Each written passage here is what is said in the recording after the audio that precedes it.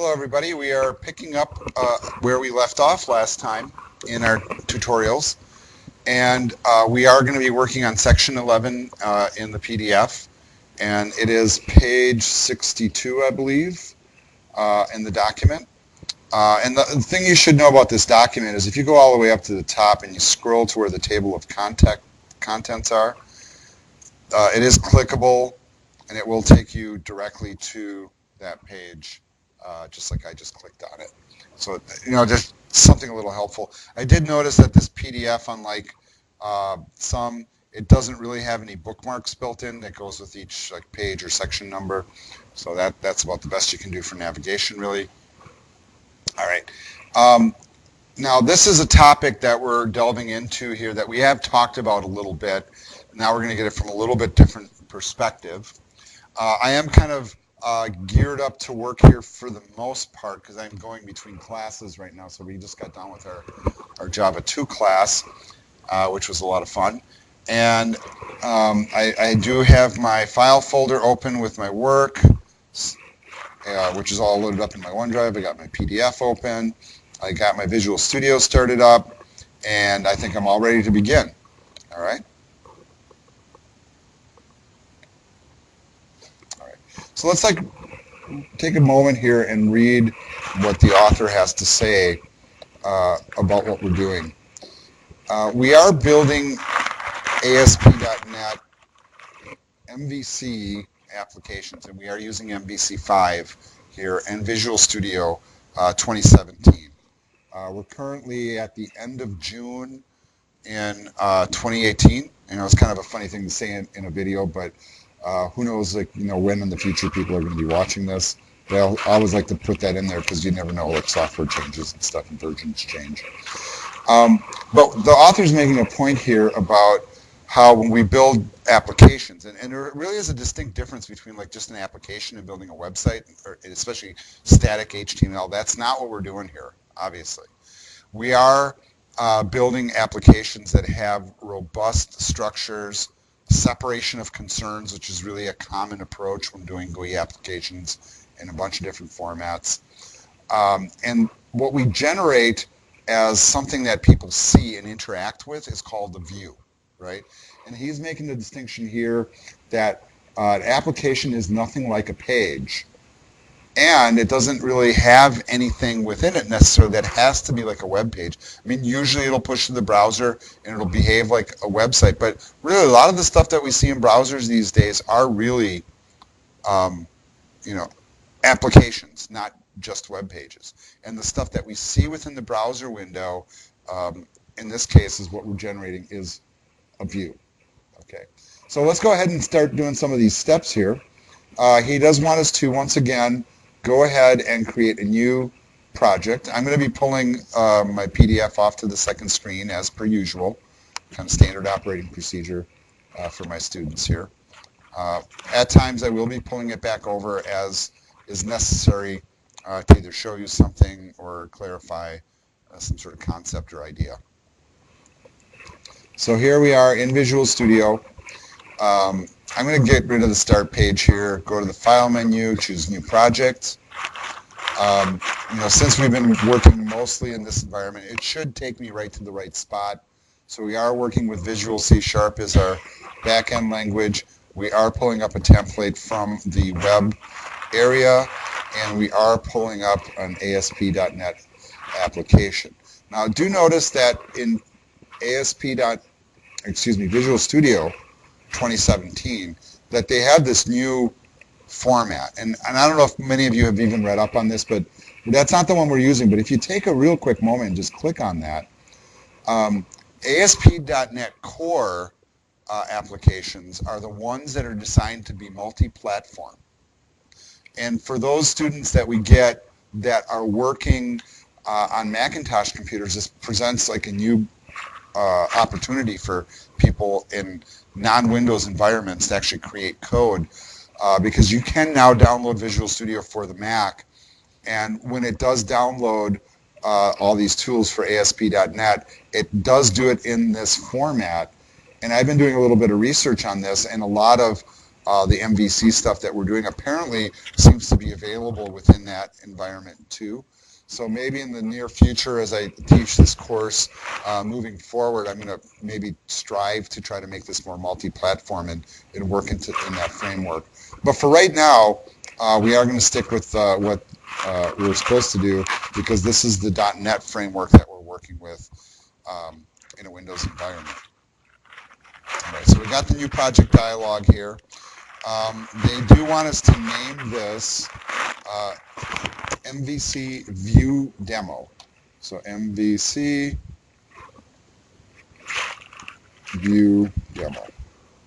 I've been working with my files out on my OneDrive, and that's where I'm going to keep working. And I've been doing all these sample apps inside the same folder, which is okay. And you should probably do the same. That's my advice. If you want to put them somewhere else, that's okay. That's on you, how you manage your files. And no judgments for me on that, as long as I get it in my hands when you complete the work and you do it correctly. All right. Moving on to the next page in the tutorial, we'll get to the screen here where we see a screen that is a little bit different than what they're showing in the tutorial. It shows like version differences. But we are choosing the empty ASP.NET template, as we kind of have been doing all along. We do want to make sure that the MVC checkbox is selected. And I also want to point out that we're not doing authentication. I know when we were doing the other stuff earlier in the course that we were turning that on, which is pretty cool. And hopefully we'll get back to that here soon. But go ahead and click OK if you have those two selections. So empty and MVC, and then go ahead and click OK.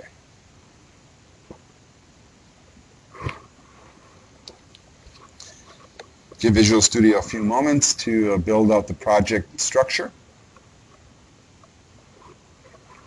All right, and hopefully once it completes, you get a folder structure that looks a little bit like this. Our next step, step number 6, bottom of page 63, they would like us to right-click and then add a controller to the controllers folder. So right-click the controllers folder, choose Add, select Controller.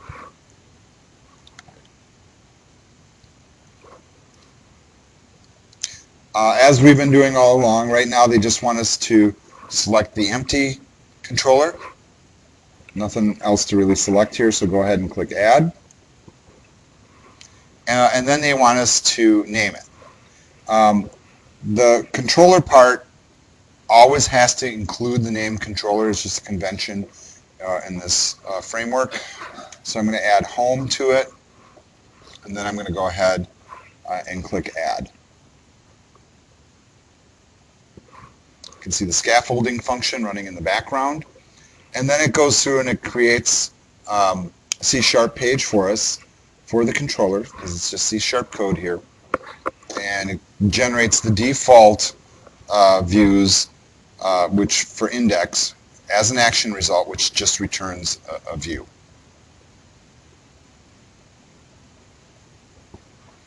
All right. As you scroll down past the bottom of page 64 and get to the top of page 65, they do want us to make a couple of tweaks here. I'm noticing that we will leave the action result index with the return view in place, but we're going to add another piece of code. I'm actually going to, manually type this in. This is kind of a rare thing, right, instead of copy-paste.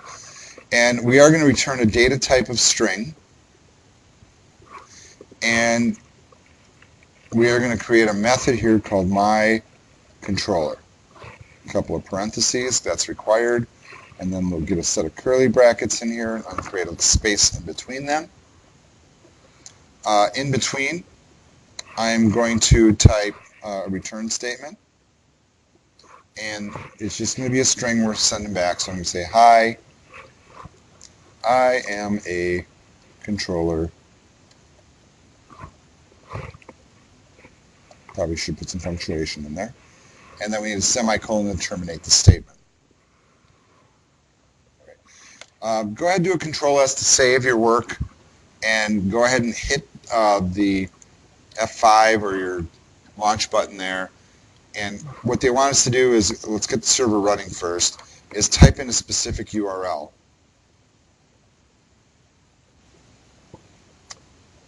Remember, first run on the internal development server always is a little bit slow in Visual Studio. Oh, wow, I'm not even getting that to load up. But you notice, that's not actually our objective here, is it? They actually want us to type in home / my controller. And I'm noticing a typo here. And I'm following through with the instructions as they're listed in the document, both because I'm kind of testing it as I'm doing this, and to see if they're maybe doing this by intention. But I'm noticing as I look at the code, notice in the book, that this is lowercase c, right? You guys noticing that? Right there? But now they're asking us in the instructions to type an uppercase C there, and I don't know if that's a typo or not. We can probably assume that it is. So I'm assuming when I press enter here, typing in this URL, well, how do you like that? It worked.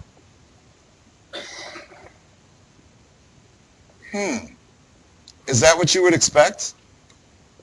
I wouldn't expect that either. But I think that's something that's kind of fascinating, though, because we're taught case sensitivity is important, but why is this doing that? Interestingly, if you want, you could get rid of that my controller if you want, and just try that and just press home. And of course, it's trying to return a view, but we don't have one generated. That's why we're getting the error message. Okay, so that's nothing wrong.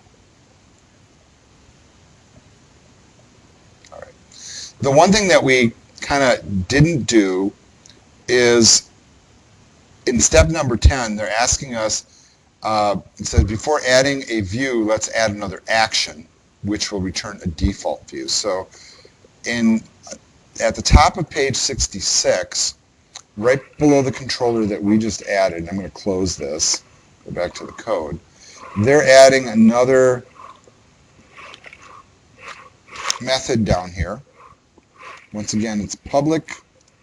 This is an action result, and we're going to call this my view, parens, curlies, space in between, and now we're going to return, type a return statement, returning a view, empty parens and a semicolon.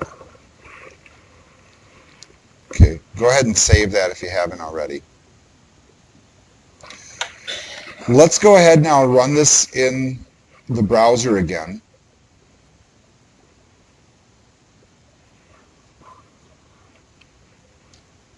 Of course, we don't have a default route for index so that when the application launches it goes somewhere. That's why we're getting the error here. So don't freak out to that. Now go ahead and type in home my view. All right. I'm getting an error. What are you guys getting? Right. And you know what? If you look at the next page in the tutorial, top of page 67, we're getting exactly what we're supposed to be getting, right? And then he kind of makes a point here. He says, you can see that we have an error, and this error is actually quite descriptive, which tells us it can't find the my view. Okay, so now what we really need to do, so I hope you're catching on here, we wrote a controller, right? Right. So that takes the traffic that's coming in, and it tries to interpret the URL you sent it, and then direct it within the application to whatever the thing is. And even if we're just generating a view, we haven't generated a view to go with this yet. So you guys are catching that piece? Okay, good. I have a total of one student here in class with me here tonight, so this is a very captive audience, and thank you for being here. Makes it a whole lot less like the Maytag repairman. All right, so now we're moving on to step number 12. Close your browser, please. Stop the internal server from running. So step number 12, we're going to go over back to our code, and this is kind of an interesting thing. We're going to be right inside of our code, and it says right-click inside the My View action area. So anywhere inside this code, just right-click, and then you notice right at the top of the dialog, and this I love this stuff about Visual Studio. Add View is right there. So let's click on that, and then what it's going to try to do by default is give it the name that's already present, because you know what? That makes a whole lot of sense. The one thing that we do want to do, though, is we're going to uncheck Use a Layout Page, because you know what? We haven't really done any of that yet. But if you think back to your old ASP.network, right? Remember we used to create like a base page, or we had like a master, site master, and maybe a few of them, and you can go in there and you can pick those things and pull those structures in and just build right on top of them. So if you were building an application that was big and robust and you had all these components in place already, beautiful. You can pull them in, inject your content right into a structure that already exists, and move on. Since we don't have that, we are unchecking the box. And once you've done that, go ahead and click Add. All right. Interesting. Look at what it created for us. Notice on the right-hand side in Solution Explorer, the Views folder is now expanded, and we have a myview.cs HTML file. As you look inside, you see at the very top, basic Razor directive. Now, it says layout equals none. Why? Because we didn't attach a layout, right? So we're not attaching to a layout, but we do have the skeletal structure of a basic HTML page.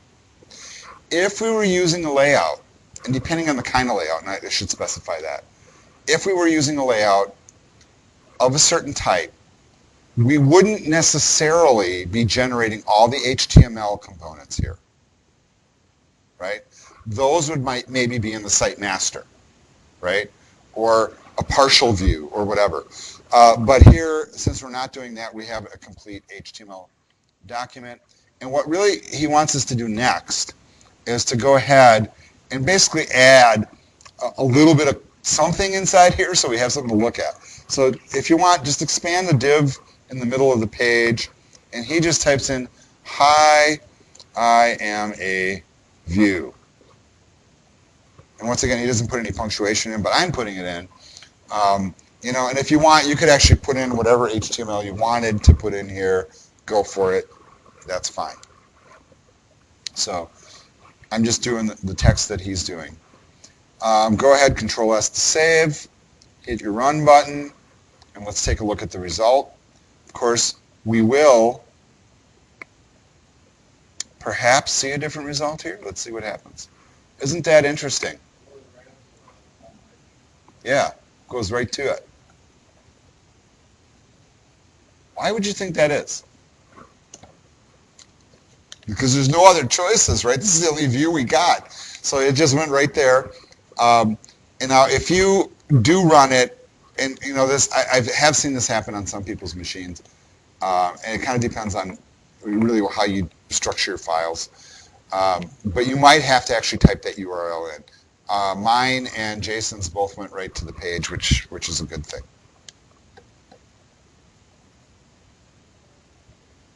All right. That was section 11, so we completed section 11, so that one is complete.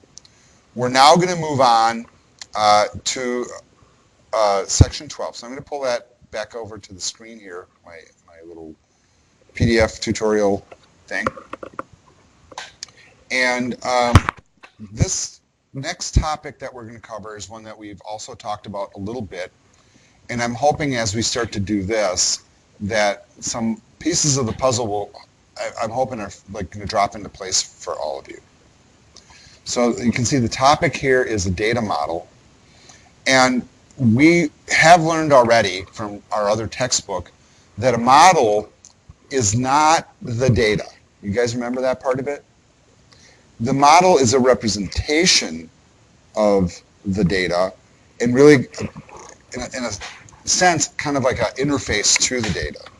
So now what the data is and how it's actually stored, we talked about all this too.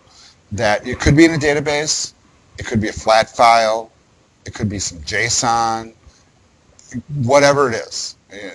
No judgment on where the data comes from. Data is data, but most good applications have data at their core. And we also have this thing where we can actually do what they call code first. Remember that? Where we can actually code and imply a structure with our code, and then when we build and run the application, it actually builds the database for us. That's called code first. We can also have the database already exist and attached to a store of data, and we can also just work with just other files that pre-exist, and which approach you use really kind of depends. If you are connecting to something that pre-exists, you will be required to have some sort of connection string. And that is kind of a whole separate topic.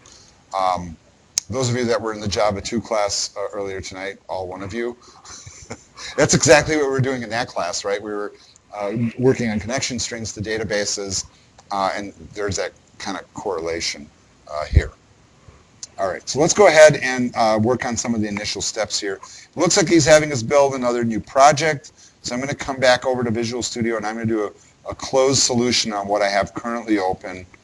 I'm going to ace the start page, file menu, new project, and once again, we're working with the same template that we've been working with all along, which is empty ASP.NET web application with C# as the backend language.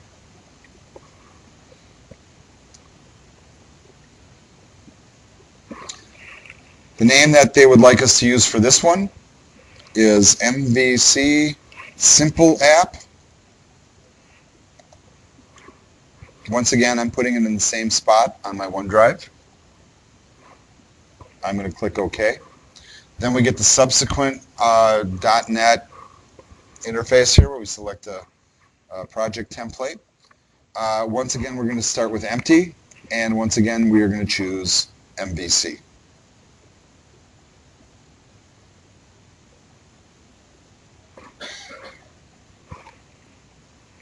Okay, you got that? Go ahead and click OK. You see like the procedures here, how like they're almost becoming a routine now. We're doing it so many times. Right away, we're going to go over to the controllers folder, right click, choose add a controller. This time, we're going to make a different choice. So don't click empty. If you did, go back. If you can't, start over. All right. We are actually going to choose the second option here. So we're going to create a controller, and notice the difference here. This will have read-write actions. So really what we're doing is we're loading a set of tools in addition that are going to give us the capability to interact with our data model and perform some basic operations. All right. So, if you read step number 7, he says, this template will create an index method with a default action for controller. We've seen that. But it will also list other methods in the controller like edit, delete, and create as well. So once we hit that add button, it is going to ask us for a name. And what name they want us to use here is employee. So that's what I'm adding in, employee controller. Click add. We'll scaffold out the structure. So notice we do have the action result for index here. Scroll down a little bit. We get details, create. All right, notice following a post. So we recognize now that we have a filter here, right? When you see the square brackets. We have a create, and notice how this is working with a collection. And it also has a try-catch inside of it so that, let's say it doesn't get the stuff that it needs, so it doesn't crash, right? We don't want our code to crash and the application to stop. And we also have an edit method. And once again, an edit method after the HTTP post, after the edit, with another try catch inside of it. Notice that the try has an automatic return to index right now because we don't have any code in there. Just something interesting to note, I suppose. We also have a delete method, and then once again, after a filter, another delete method, similar to what we saw before. All automatically created for us, nothing we need to worry about coding by hand. Nice thing about tools like that, folks, really is the fact that, if you had to code all those out by hand and you forget one simple little thing and then your whole application doesn't work, these are common actions, so it's okay to let it build it out, scaffold it out, and create it for you, since it's so darn common. All right, so we do have it, the employee controller CS file here that they're pointing out, and we do now want to make a couple of adjustments. We won't make any adjustments right away to this, it seems, because in step number 11, and now I'm on page 75, they now want us to actually add a model. So the spot where you do that is where you would anticipate. We go to the models folder, and we do a right click, and then we choose add. And then we're not going to choose a controller here. We're actually going to choose a class. All right, so we get the dialog box that pops up, and it now is asking us to name it. So that's all we really need to do is type in employee.cs. .cs will be added automatically either way because it is a class file. And then go ahead and click add. All right. So it creates the bare structure of a class file. So it puts the public class inside of the namespace. And then we're going to add some code down here to the class. And basically what we're going to do, this should kind of trigger a little bit of memory, I'm hoping, from when we did a look at the MVC music store. We are going to be implying a database structure here, folks, a data structure. And what we're going to do is we're going to type in a bunch of variables. And think of these, like when you're building a class to build an object, we're really kind of building, the data model, the data fields. So the first one's going to be an int. It'll be called ID. And then the beauty of C#, we do a get, and we do a set, and that covers getters and setters. I just love it. Wish every language is that simple, right? Especially Java people are like, well, we do have Java tools that do that for us too, but it's not quite as elegant. All right, so we're going to do a string for name. Once again, get, and a set. We'll also create another public, which will be date time as our data type. And we're going to call this one joining date. Once again, get, set, and next one. Next one's going to be another int, and this one's going to be for age, getters and setters,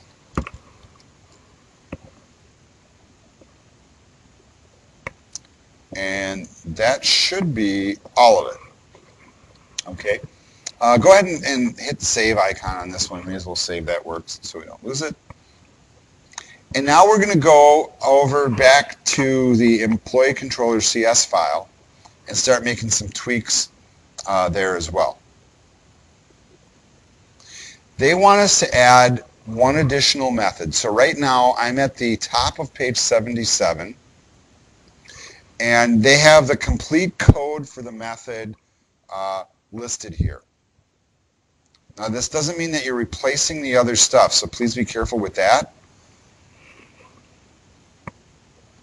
And I'm actually on my second screen right now I'm trying to select it from the screen so I don't have to type it.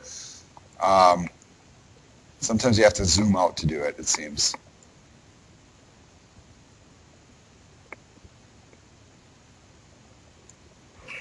So this is step number 13 on page 77.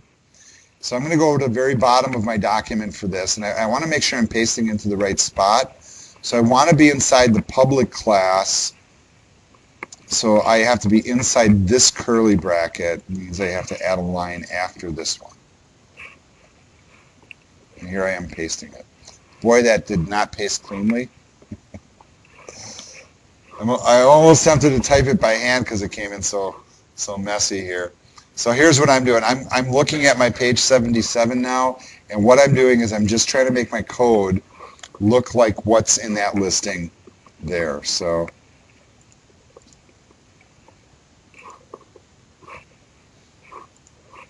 and please take your time with this. There's no particular rush. Just get the stuff in there. And the way the author is doing this, and probably the way I would do it too, is notice how these are all comma-separated values. And I think that what's fascinating about this is we are building, notice, a new list that we're returning. So it's kind of, we're generating the list here, naming it. Oh, you guys can't see that, sorry. So we're generating the list here, and we're going to return it. And then inside here, we've got code to send back data. Now, the thing I want you to pay attention to is I'm cleaning up this code, and there's no joke intended here, which is kind of going to be the answer to my question, actually. What format are we using to send the data? And Jason, what format are we? Yeah, JSON is the format of the data. Very, very noticeable. So you're noticing what you're seeing here is that we're seeing like this propensity of JSON, which is like a JavaScript object notation format that's kind of infiltrating a lot of application development. And I really like it because it's such a clean and simple and easy to use format. Easy to read, easy to understand. And it seems that every major framework is working with it great. So let's go with it. So I'm just cleaning up code here, folks. And I'm trying to make it look like what's in the book. And the truth is, you guys have to remember, computer doesn't care what the code looks like. We do this for our sake, not for the computer's sake.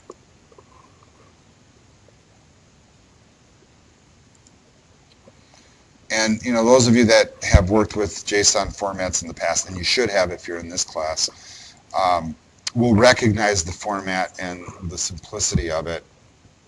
And yes, I am trying to make it look exactly like the book. And as I get my carriage returns in there, there's all my curly brackets lining up beautifully. All right, so next thing we're going to do is step number 14. So as we cross over to page 78, at the very top there, we're going to be adjusting our,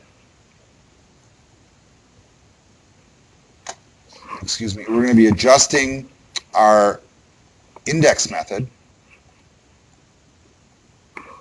or action result, I should say. And we're going to change some of the stuff inside here. So we're going to get rid of the, well, actually, we're not going to get rid of that. That's actually going to stay. So let's just type in the thing we need to. So we're going to add employees here. And yes, it's going to underline red. You're going to have some red underlines right now, folks. Don't freak out to those because we're in process of coding. But inside this method here, we are going to add a var called employees. And we are going to run this little command here. It says from E in get employee list, which it should automatically recognize, parens after it. And then we're going to use order by E.id, and then a select statement, which is select E. Now, for those of you that are new to working in Visual Studio and to working with data connections from Visual Studio to databases, the syntax that we're using right now is a special syntax called link, L-I-N-Q. All right. It is not SQL, but it is SQL-like. If you are one of those students that kind of caught an intro to programming class in this program before we phased it out of the web degree, or maybe you're one of those students that's taking the software development degree at the same time, you'll recognize that because we do cover that in our intro course. But otherwise, we really don't really broach it much in the web program. But what Microsoft did with Visual Studio, and I want to say it was back, well, it was a while ago, it was a few versions back, they added this syntax called link, which is supposed to simplify the declaration of SQL statements. Really what's happening in the background is it's still writing SQL statements, it's just an abstraction layer that sits over it. So if you see this and you say to yourself, oh, this is kind of like data or SQL, you know what, you're right, it is, because it's basically, like I said, an abstraction of this. If you scroll down in your document now, are you noticing that we still have some underlines? Yeah, I'm noticing that too, and I'm going to say it's not without some concern. So I'm going to hover over this, and it says, the type or namespace employee could not be found. Are you missing a directive or an assembly reference? And then you guys notice how it also says, show potential fixes. Okay, so it actually recommends to us that you type the namespace employee. Okay, so it says, okay, we can add a using statement, right? And what that does is it's telling us to pull in models for this document. Now, what I'm curious is in the tutorial, I'm going to scroll up here, I'm just going to do it right on screen with you guys. Are they doing that? No. Okay. Does that mean that we shouldn't? And I'm going to tell you right now, I can tell you offhand, well, no, it doesn't mean that we shouldn't. We're going to do whatever it takes to make this work, folks, right? I do see that I might be working in the wrong file. You guys catching me here? I might be working in the wrong file. So I'm looking here, and it says select the class in the middle hand, add some properties to the employee class using the following code. Well, I put all this stuff.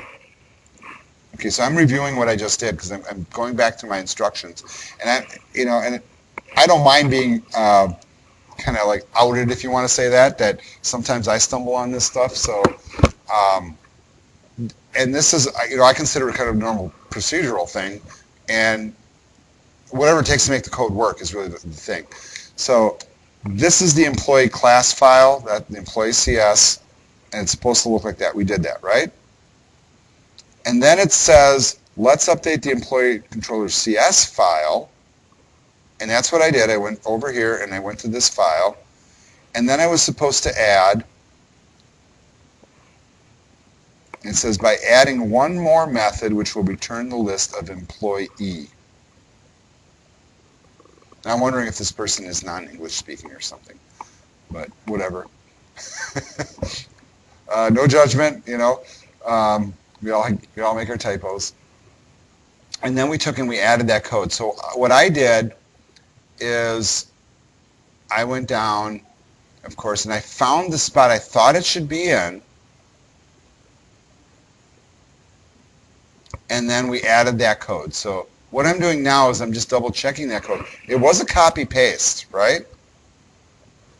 All right, so this is where we run into these little snafus and we don't know what to do. But I'm going to show the potential fixes, and that, you got to keep in mind that I have a little bit of background in this.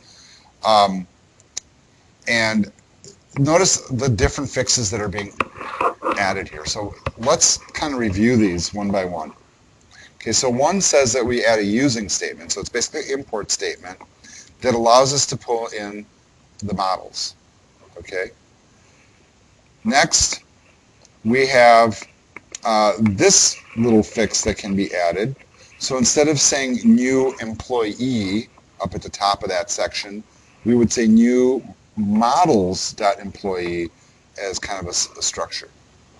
We could also generate a type of employee, and I think maybe this might be the answer. Are you noticing where it's pointing to now?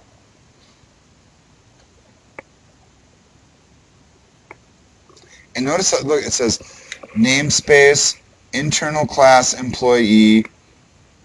Doesn't that look like the other file we were working on? Okay, it's a clue. And then if we look at the fourth option, it's got this other thing here where we just change employee to employee controller. So what I'm going to do here is, it's kind of like we're at a fork in the road, but we got 4 forks we can follow. The question is, which is the correct one? So here's what I'm doing. I'm pausing for a moment. I'm going to figure out which is the right one, kind of reason through it, and we'll come right back. All right. The fascinating thing is, and thank you to my one student in class here tonight, Jason. He goes, it's supposed to fail. All right. So you know what? Let's do what it says. But my fear is it's not even going to run. Let's see if it actually does run. And see, it's not going to run. It's not even going to run where it's going to generate the error. So here's what I'm going to do is I'm going to actually kind of scroll past this. And what they're trying to, okay, so they're telling us we have to have a view. So that's not going to fix that problem that we have. So we still need to fix that problem first. We got to pick which fork in the road out of 4 is going to be the right one. So I'm going to actually answer no there, and then I'm going to go back and I'm going to pause for a moment and figure it out and come right back. All right, well, it turns out from a little bit of experimenting, we discovered that the potential fixes that are suggested, that the using statement is the correct one. That was my original inclination. So I'm just going to actually click on it here, and then all it does is it adds a using statement right at the top of the file. All right. Now we're going to go ahead and may as well do a save all. Go ahead and hit the run button, and then it should generate the error message. We do have to add to the URL though, so we're not just going to go with the root URL. We have to add employee. It's all lowercase, please notice, and then we do get the same errors that they show in the book. All right.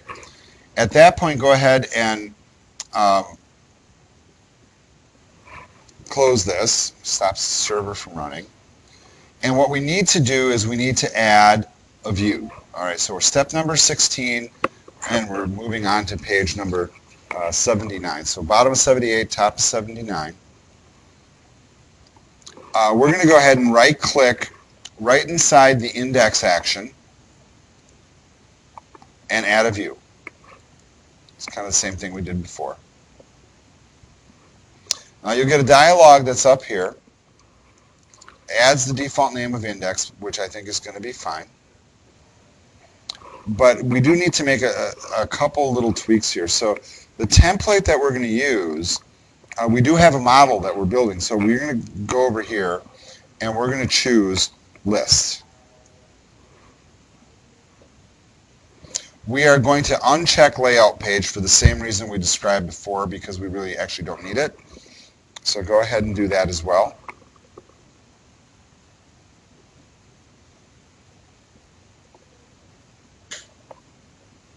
Once you've made those changes, we also choose a model class. Now, knowing that we really haven't worked with the route config in this application, right? The choice should be obvious. We're working with employee. And the reason that's a model class is because it is in the models folder, and because it has that simple structure that implies a data structure. All right. When you're done, go ahead and click Add. Let it build out its stuff. Are you guys seeing that it's also installing some packages for us? Did you catch that in the background? This is installing jQuery for us. All right, and then it generates some output. Notice the razor directives at the top of the page. So it, via Razor, it does pull in our model in an enumeration format of employee. So basically it's connecting us to that file with the view. We're not using a layout, so that stays null. See our basic HTML structure. And then as you scroll through this, carefully take a look at all the different things that are being created here. So it's building out a table, right? Because we're working with data, right? Data in the form of a flat file, rows and columns. And so it's building it into a table format. And then it's taking all the fields that we were generating and basically working a display for them inside, first of all, table headers. So these are going to be the column headers. And what is it pulling in? It's just pulling in the name from the model to create the column headers. Then it creates a loop. Notice the Razor loop, right? And this is what's cool about Razors. You intermingle it with your HTML. And so we're running a loop, and basically for each item in model, it's going to go through and create a table row with the table data, with the data that corresponds with the header above. And then in the last cell, it's going to give us automatic links that will allow us to edit, look at the details, or delete the content, all automatically. Beautiful. Right? That's kind of the extent of the file. Now, as we approach the bottom of page 81 and onto page 82, go ahead and run the application and let it do a little bit of work.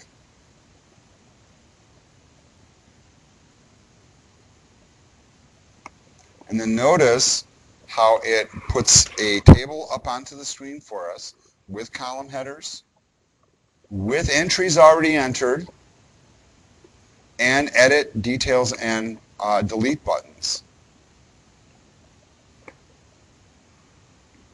All right. That completes section 12. And if you got this far, you have succeeded with the exercise. If you want to experiment a little bit, could I actually go in here and edit? Well, no. Right? And I'm hoping you guys try that stuff. You shouldn't be afraid to click into it. Why aren't these working? Well, it tells you right here, because we haven't created the views for those. That part's not all automatic. Because when we did the scaffolding, we chose an empty template. Right? So if we were a little more clever and we chose one that had all the CRUD features built in, it would actually generate some of those things automatically.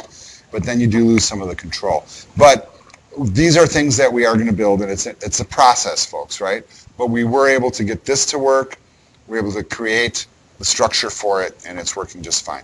So that will end this segment of the tutorial, and you will move on to your next exercise now. So we're just doing sections 11 and 12 in this one, and the next one we're going to move on to section 13. But here in class, we are taking a break.